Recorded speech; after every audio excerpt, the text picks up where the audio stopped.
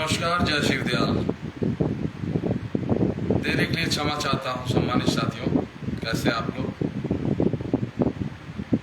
आप सभी लोग जानते हैं इस चुनाव की महापर्व में जनहित किसान पार्टी के सभी उम्मीदवारों का पर्चा खारिज कर दिया गया। सम्मानित साथियों, जनपद महाराजगंज उत्तर प्रदेश के लोकसभा चुनाव में हम लोगों ने 2 पर्चा भरा था। श्रीमती रीना चौरसिया जी के नाम से और एक अपने नाम से मैंने पर्चा भरा था। जो वित्त राज्य मंत्री पंकज चौधरी जी हैं वो भी यहाँ से उम्मीदवार हैं और उनका भी पर्चा, महाराजगंज से सांसद रहे हैं, वर्तमान सांसद हैं। उनके पर्चे में हमने आपत्ति दर्ज की थी। सम्मानित साथियों, हमारा पर्चा जो भारत निर्वाचन आयोग की साइट पर अपलोड किया गया है उसमें कहीं कोई कमी नहीं है। जिलाधिकारी महोदय महाराजगंज ने कहा है कि आपने दस्तखत नहीं किया है। तो मैं बताना चाहता हूं कि भारत निर्वाचन आयोग के साइट पर जाकर के महाराजगंज लिखें और देखें, उसमें महाराजगंज के सभी उम्मीदवारों का पर्चा अपलोड है और हमारा भी अपलोड है। तो उसमें कहीं कोई कमी हो तो आप सभी लोग देख सकते हैं। इसीलिए मैंने भारत निर्वाचन आयोग के साथ साथ एक पिटीशन भी दाखिल किया है और जितने भी दोषी हैं, आरओ, एआरओ, सांसद, मंत्री जो भी हैं, सब पर कार्रवाई होगी। कहीं कोई बच नहीं पाएगा, क्योंकि लोकतंत्र की हत्या है ये। चुनाव लड़ने का अधिकार सभी को है और किसी के साथ सौतेला रवैया करके आप अपने गलती को छिपाने के लिए हमारे पर्चे को खारिज कर दिए। ये सरासर गलत है। आपने खलीलाबाद में जनहित किसान पार्टी के प्रत्याशी के पर्चे को खारिज किया, आपने वाराणसी में जनहित किसान पार्टी के प्रत्याशी के पर्चे को खारिज किया, आपने महाराजगंज जनपद, जहां से गृह जनपद पार्टी का निर्माण हुआ है, वहां से आपने सत्ता का हथियार उपयोग करते हुए जनहित किसान पार्टी के उम्मीदवारों का पर्चा खारिज किया। और ये जो भी दोषी हैं इनको हर हाल में सजा मिलेगी, कहीं कोई इनको बचा नहीं सकता। कानून सभी के लिए एक बराबर है, उनको ये याद रखना चाहिए। और कोई भी कमी निकालने के पहले भारत निर्वाचन आयोग की साइट पर जाएं और देखें कि जनहित किसान पार्टी का जो भी पर्चा दाखिल महाराजगंज से हुआ था, उस पर्चे में अगर कहीं कोई कमी है तो हमें बताएं। ये हमारे साथ बहुत बड़ी साजिश की गई है। शुरू से भारतीय जनता पार्टी द्वारा, चाहे 2022 विधानसभा का चुनाव हो, गोरखपुर की रैली में धोखा हो या लोकसभा का चुनाव वर्तमान में चल रहा हो, 6 अप्रैल को इन लोगों ने एनडीए गठबंधन में शामिल करा करके फिर एक बार धोखा दिया। विधानसभा के चुनाव में धोखा दिया, लोकसभा के चुनाव में धोखा दिया और हमने जो है 5 मई को ये गठबंधन तोड़ दिया। तो मैं आप सभी लोग को बताना चाहता हूं, अपने हक और अधिकार की लड़ाई लड़नी पड़ती है। पिछलक्कू बनने से कुछ नहीं मिलेगा। आप लोग जहां भी हैं स्वतंत्र होकर के अपने अधिकार की बात करिए और ऐसे षड्यंत्रकारी और सत्ता की दुरुपयोग करने वाले लोगों को उखाड़ फेंकिए। ये मेरा आपसे निवेदन है।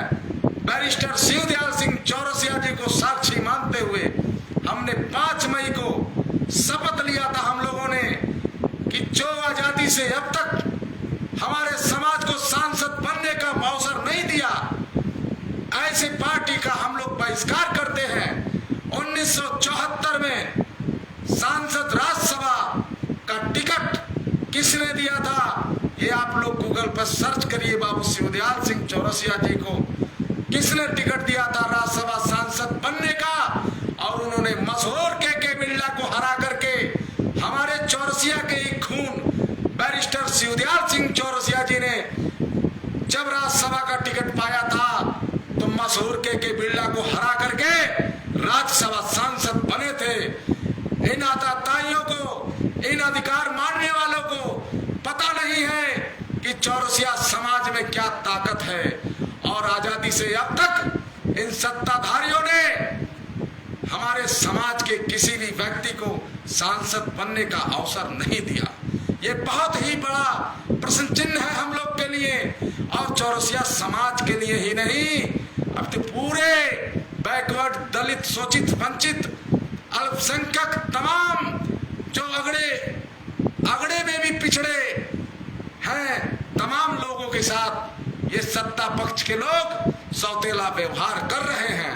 मैं टंके की चोट पर कहना चाहता हूं, इस आने वाले चुनाव में इस आने वाले चुनाव के नतीजा जो 4 जून को आएगा, मैं आपको बताना चाहता हूं, भारतीय जनता पार्टी 200 से 250 के अंदर रह जाएगी। ये 400 पार का नारा दे रहे हैं। मैं आप लोग के सामने संकल्प लेता हूं, अगर ये 200-250 से ज्यादा पा गए तो मैं राजनीतिक संन्यास लूंगा। मैं वचन देता हूं ऐसे पाखंडियों का, जिन्होंने समाज को बांटने का काम किया, समाज के हक और अधिकार को मारने का काम किया। हम पूछना चाहते हैं, हमारा समाज एक तरफा भारतीय जनता पार्टी को वोट देता चला आ रहा था, और इस पूर्व के विधानसभा चुनाव के पहले उत्तर प्रदेश में एक विधायक नहीं था, संपूर्ण भारत में वर्तमान में एक सांसद नहीं है। पान किसान का मुद्दा 10 का 10 बढ़ा हुआ है, तो इन्होंने कौन सा नया काम किया है? ये हिंदुत्व का नगारा पीटने वाले का जो पैंट ढीली हुई है, ये हिंदुत्व की बात करते हैं। इन्होंने बाला साहब ठाकरे की शिवसेना को तोड़ने का काम किया। बाला साहब ठाकरे ने दाऊद को, आतंकवादी को भगाने का काम किया। भारतीय जनता पार्टी के तमाम नेता ऐसे हैं जो स्लेटर हाउस, गाय काटने की मशीन और फैक्ट्री लगा करके बिप सप्लाई करते हैं। ये किसी से छिपा नहीं है। सम्मानित साथियों, मैं बताना चाहता हूं कि जुल्मी कब तक जुल्म करेगा? सत्ता के हथियारों से। जुल्मी कब तक जुल्म करोगे? सत्ता के हथियारों से। जर्रा जर्रा कांप रहा है अत्याचार के नारों से।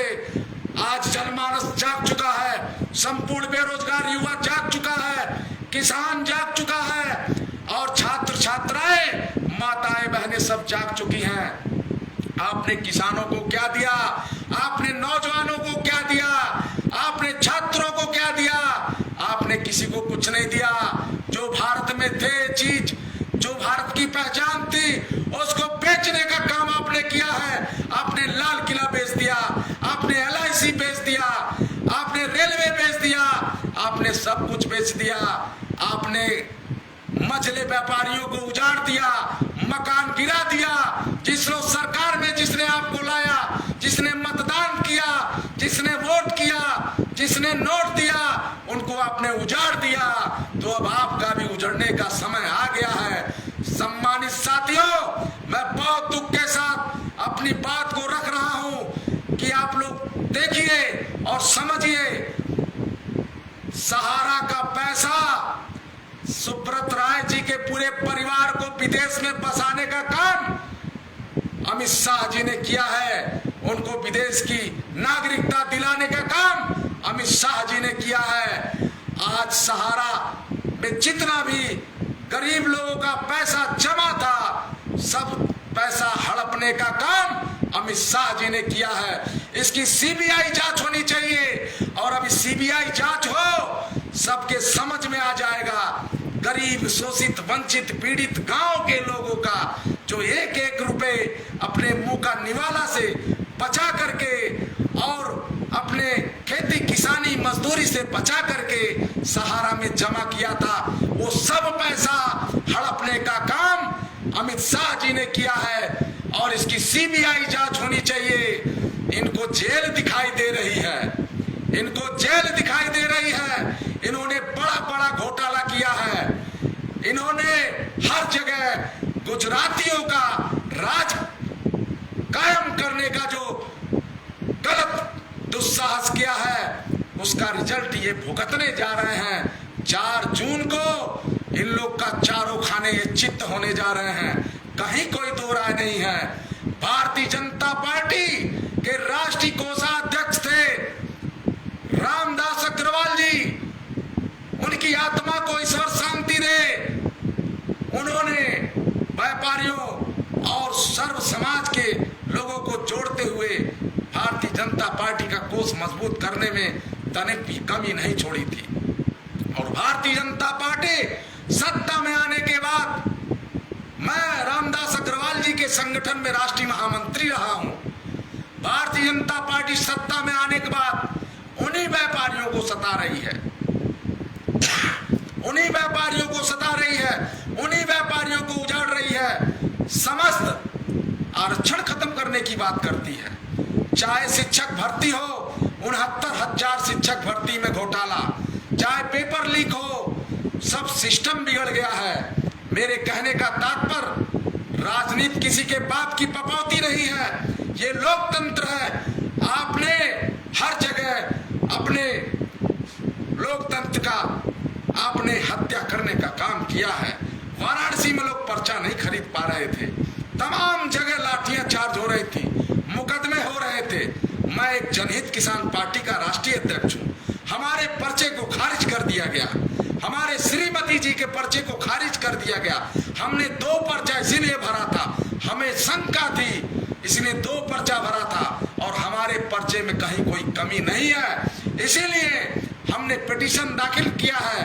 हमने भारत निर्वाचन आयोग में लिखित शिकायत किया है।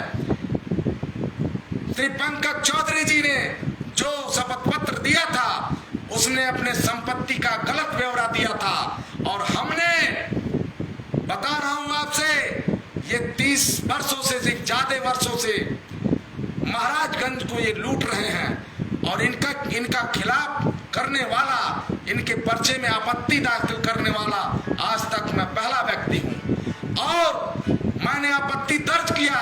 इन्होंने अपने अवैध संपत्तियों का गलत ब्यौरा दिया था और जब अनाउंस हुआ डीएम साहब क्या, जिस दिन पर्चा जांच था 15 तारीख को, हमने आपत्ति दर्ज किया। डीएम साहब ने अनाउंस किया कि पंकज चौधरी जी के पर्चे में अगर किसी को आपत्ति है तो आपत्ति दर्ज करें। हमने आपत्ति दर्ज किया कि इन्होंने जो शपथ पत्र में अपनी संपत्ति का ब्यौरा दिया है वो सरासर गलत है, इसकी जांच होनी चाहिए। और उसी के 10 मिनट बाद जब हमारे पर्चे का नंबर आता है तो सरासर खारिज कर दिया जाता है, सरासर गलत कर दिया जाता है।